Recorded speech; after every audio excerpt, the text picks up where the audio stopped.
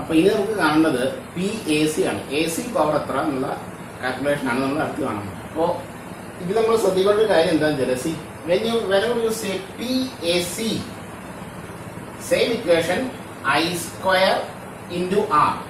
Okay. Now this, what about this I? AC യുടെ കേസിൽ this is I RMS അല്ലേ?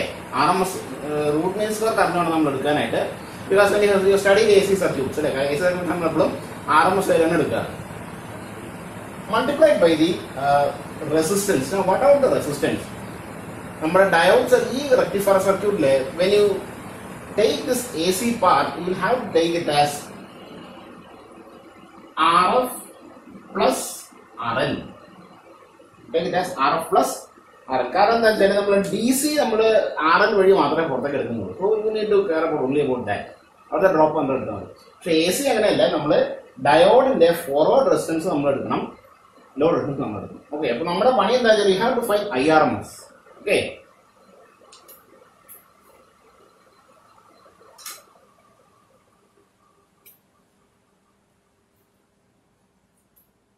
Okay, to do that, let us first of all see what is IRMS. എന്തുകൊണ്ട് നമ്മൾ RMS value എടുക്കാൻ കാരണം എന്താ വെച്ചാല്, if you take AC, if you take an AC signal like this,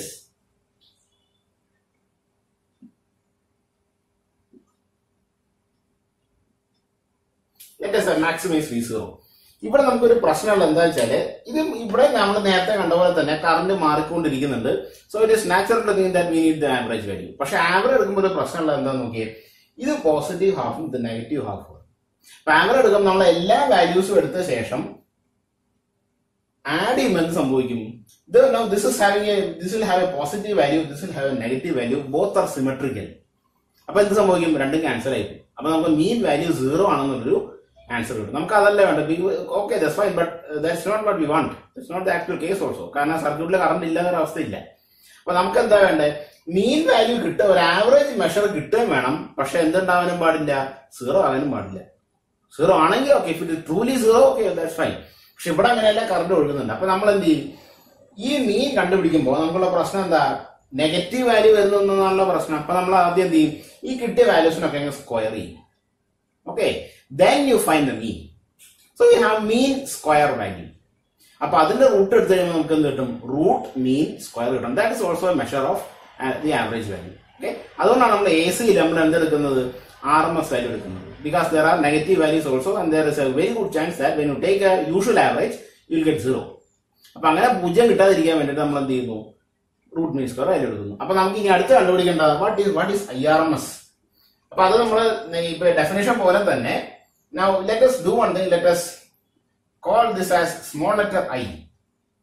Let us put this as, or let us put this as small letter I, because it is AC. Okay, IRMS. So now what is IRMS? നേരത്തെ പറഞ്ഞ പോലെ root of the mean of the square of the current അല്ലെ.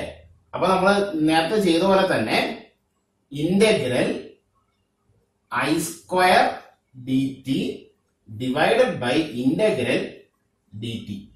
ഇപ്പൊ എന്തായി, സ്ക്വയറിന്റെ mean value ആയി. ഇനി നമുക്ക് എന്ത് വേണം, ഇതിന്റെ റൂട്ട് വേണം. So let us put a square root sign like this. This is IRMS. Okay, അപ്പൊ ഇത് നമുക്ക് കാൽക്കുലേറ്റ് ചെയ്യണം. കാൽക്കുലേറ്റ് ചെയ്യാൻ ആദ്യം നമ്മൾ എന്ത് ചെയ്യാൻ പോകും, ഇത് ചെയ്യാൻ പോകും. ഇത് ചെയ്തിട്ട് നമുക്ക് അവസാനം റൂട്ട് എടുത്താൽ മതി. Okay, so we are going to find out this integral first, this mean square value first.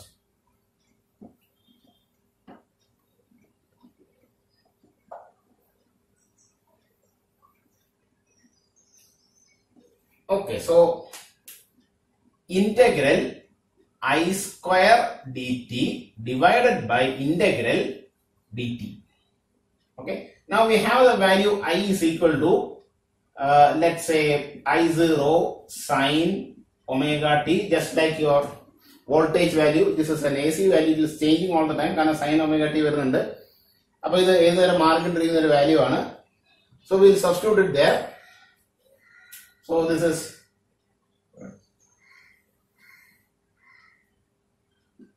equal to.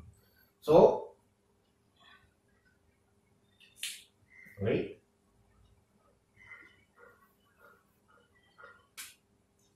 IRMS is equal to integral I0 sin omega t square dt divided by integral dt. Okay, so this is equal to I0 square integral sin square omega t dt divided by integral dt. Now the question is, now what about the limit? Limit this is the AC, that is there for the full cycle. So it is 0 to t. 0 to t. But there's no problem. It is the limits are now it is known. Okay. So now you want to calculate this one. We'll do it here. Okay.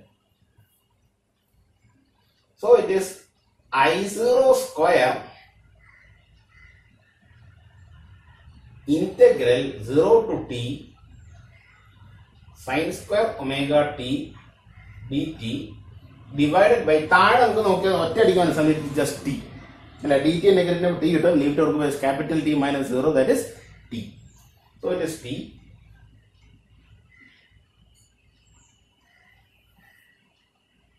So this is equal to I0 square by t into integral 0 to t sin square omega t dt. So integration we will write sin square omega t as 1 minus cos 2 omega t by 2, because sin square theta is 1 minus cos 2 omega 1 minus cos 2 theta by 2, because that comes from the this expansion of cos 2 theta. Cos 2 theta expansion cos square theta minus sin square theta. Derive. Okay, so we substitute this here. So this is equal to I0 square. And 2 it is 2t integral 0 to t 1 minus cos 2 omega t dt. I took this 2 outside. Okay. So now let us split this. Now we run the term and split it.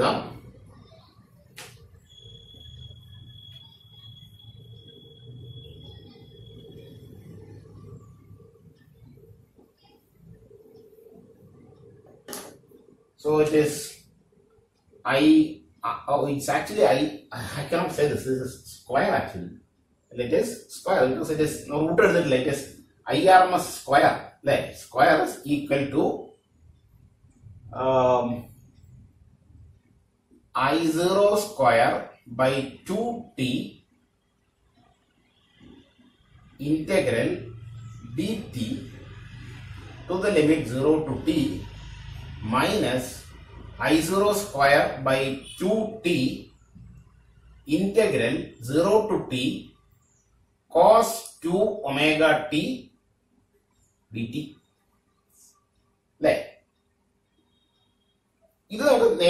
This is equal to I0 square by 2t into t, because when you integrate dt over that thing you will get t, minus I0 square by 2t integral 0 to t cos 2 omega t dt. Let t cancel aipo. This is equal to I0 square by 2. Okay. Minus. This is the integral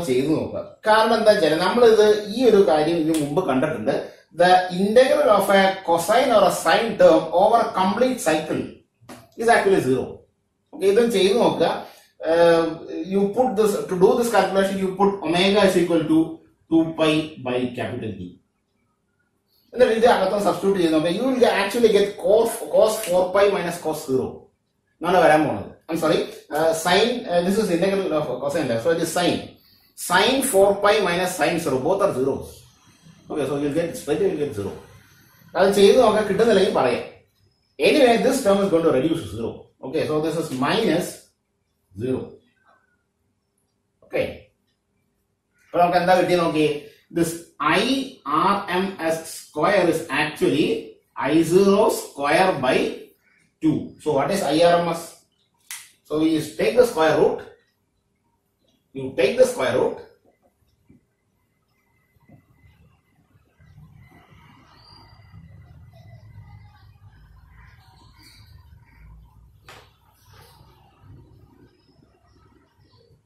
Take the square root. So IRMS is equal to I0 by root 2. So this is IRMS equal to I0 by root 2. ഇതാണ് നിങ്ങൾ സാധാരണ ഈ +2 കാണാതെ പഠിക്കുന്നത്. VRMS is V0 by root 2, IRMS is I0 by root 2. This is how you get the answer. Okay. അപ്പൊ IRMS കിട്ടിയ സ്ഥലത്ത് നമുക്ക് ഇനി എന്ത് ചെയ്യാം, PAC കണ്ടുപിടിക്കാം അല്ലേ. So PAC is IRMS square RF plus RL. അപ്പൊ IRMS സ്ക്വയർ ആണ് ഇത്. അപ്പൊ ഈ നേരിട്ട് എഴുതാം. So it is I0 square by 2 into RF plus RL. Okay. So this is PAC. ഇപ്പൊ നമുക്ക് എന്ത് കിട്ടി, PAC കിട്ടി, PDC നമ്മുടെ കയ്യിലുണ്ട്. അപ്പൊ നമുക്ക് ഇനി എന്ത് ചെയ്യാം, we can very well find out the value of eta. അല്ലെ, എഫിഷ്യൻസി നമുക്ക് കണ്ടുപിടിക്കാം. Efficiency eta is PDC divided by PAC. അല്ലെ, PAC DC പവർ ഡിവൈഡ്, അതായത് output power by input power. Output DC ആയിട്ടാണ് നമ്മൾ എടുക്കുന്നത്, ഇൻപുട്ട് AC ആയിട്ടാണ് നമ്മൾ കൊടുക്കുന്നത്.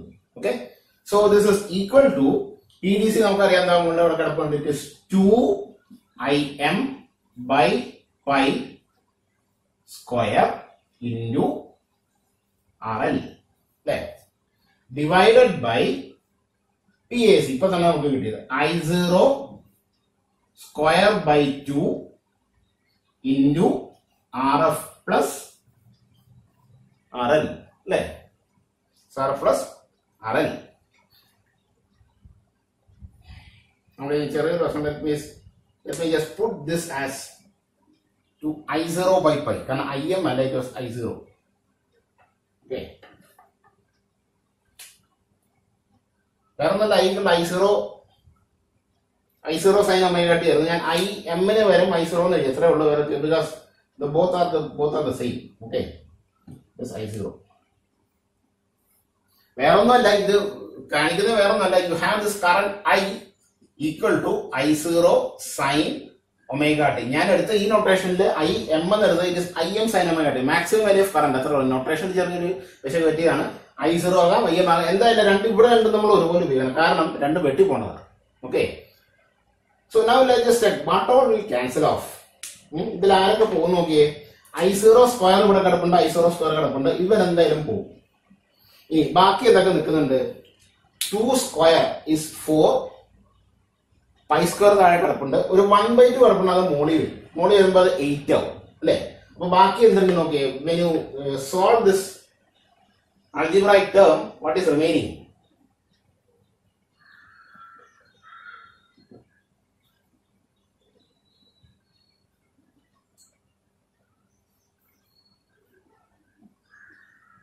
So what is remaining? Eta is 8 നമുക്കുണ്ട്, ബൈ പൈ സ്ക്വയർ നമ്മുടെ കയ്യിലുണ്ട്, 8 by പൈ സ്ക്വയർ. ഇനി എന്തൊക്കെയുണ്ട്, മുകളിൽ ഒരു RL കിടപ്പുണ്ട്, RL divided by RF plus RL അല്ലെ, ദിസ് ഇസ് വാട്ട് റിമെയിൻസ്. ഇനി നമ്മൾ ചെയ്യാൻ പോകണം എന്താ വെച്ചാൽ, ഈ RL ഞാൻ ഡിനോമിനേറ്ററിൽ കൊണ്ടുവരാൻ പോകാം. ന്യൂമിനേറ്ററിൽ RL ഉണ്ട്, ഞാൻ താഴേക്ക് ഡിനോമിനേറ്ററിലേക്ക് കൊണ്ടുവന്നു. Okay, so this is equal to 8 by pi square into 1 by RF plus RL divided by RL. So this is equal to 8 by pi square into 1 by 1 plus RF by RL. ഇങ്ങനെ കിട്ടില്ലേ നോക്കി, because if you solve this fraction, you will get this like this. So, ini 8 by pi square നമ്മൾ calculate ചെയ്യുകയാണെങ്കിൽ remember pi square is 3.14. The square of the ശരിക്കും 9.8 ആണ് കിട്ടുക. So this 8 by some term that is just less than 10 means this is something just above 0.8. നമ്മൾ calculate ചെയ്യുമ്പോൾ ഇതിന്റെ value കിട്ടാൻ വേണം. This is 0.812 എന്നാണ് നമുക്ക് കിട്ടാൻ വേണം. Okay. So this divided by 1 plus RF by RL. Okay. So this is the efficiency of our full wave rectifier. Okay. So the efficiency is given by 0.812 divided by 1 plus RF by RL.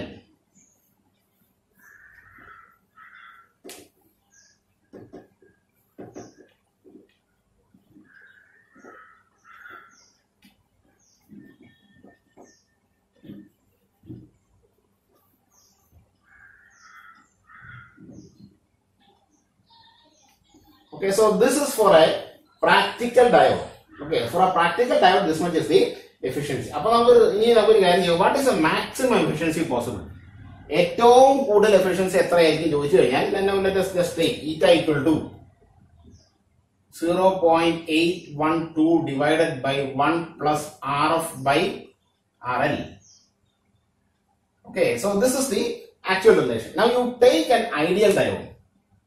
Okay, ideal diode എടുത്തു കഴിഞ്ഞാൽ ideal diode forward resistance 0 ആണ്. It is assumed to be 0. Okay, for an ideal diode, the forward resistance RF can be taken as 0 because it is ideal. Okay, അങ്ങനെയാണെങ്കിൽ eta എന്തായിരിക്കും? Then if you take an ideal diode, definitely you will get maximum efficiency. അല്ലേ?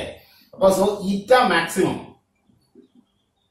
is equal to 0.812 divided by 1 plus 0. കാരണം RF 0 ആണ്. ഇത് 0 ആണെങ്കിൽ fraction 0 ആയിരിക്കും. Okay, അപ്പൊ ideal ഡയോഡിന്റെ കേസിൽ ഫോർവേഡ് റെസിസ്റ്റൻസ് ഇല്ല. അപ്പൊ ഫോർവേഡ് റെസിസ്റ്റൻസ് ഇല്ലാത്ത കാരണം വോൾട്ടേജ് ഡ്രോപ്പ് ഒന്നും ഉണ്ടാവില്ല. അതുകൊണ്ട് തന്നെ എഫിഷ്യൻസി മാക്സിമം ആയിരിക്കും. So what is the maximum efficiency? This is 0.812 or I can say this is equal to 81.2%. So this is eta maximum.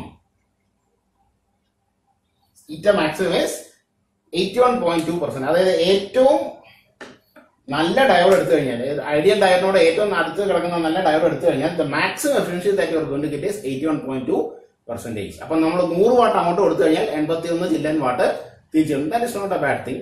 Okay, അപ്പൊ ഇതാണ് നമ്മുടെ ഫുൾ വേവ് റെക്ടിഫയറിന്റെ പ്രൂഫ്. Okay, proof of the efficiency. If you are asked to find, if you are asked to write with the help of a circuit diagram, explain the full wave rectifier, derive an equation for the efficiency എന്ന് പറഞ്ഞു കഴിഞ്ഞാൽ ഇതാണ് നമ്മൾ ഉപയോഗിക്കുന്നത്.